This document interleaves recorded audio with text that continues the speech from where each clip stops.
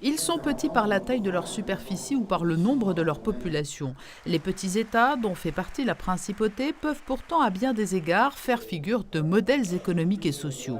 Dans un certain nombre de domaines, leur capacité d'adaptation se révèle être souvent plus importante que celle des grands États vite paralysés lors de graves crises. Ces réflexions ont été au cœur de la deuxième conférence que vient d'organiser le Centre d'études prospectives pour Monaco, sous l'égide du Palais Princier. Je pense que les petits États sont plus globaux que les grands.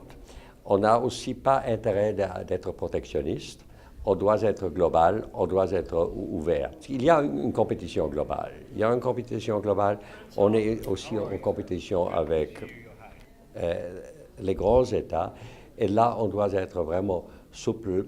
Pas parasite, mais souple et efficace. Le panel d'intervenants de cette deuxième conférence du CEPROM était très large, mais tous ces spécialistes ont pour point commun d'avoir un regard particulièrement avisé sur la place des petits États dans le monde. L'avantage d'un petit État, c'est qu'il est flexible, qu'il peut s'adapter très rapidement, que les chemins sont courts, on se comprend rapidement, on arrive rapidement à des solutions. On est donc 2 fois plus rapide que des grands. Donc les souris sont plus rapides que les éléphants. Big states have power. The United States, obviously. China, obviously.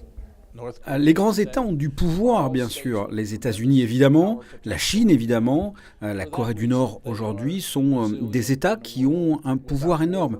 Pour ces raisons, ils sont résilients dans un monde sans guerre.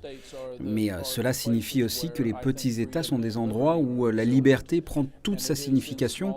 Et c'est dans les petits États que subsiste l'esprit de compétition et que nous trouvons une véritable responsabilité de l'État envers les personnes qui sont productives quand c'est nécessaire.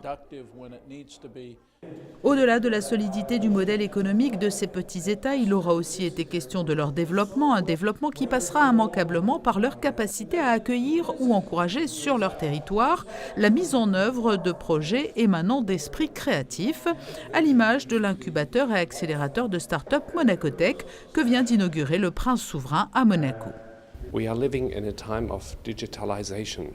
Nous vivons dans une époque de digitalisation. Cela signifie que des personnes brillantes sont en contact chaque jour, tout autour du monde, 24 heures sur 24. Et cela crée une atmosphère spéciale de créativité partout dans le monde.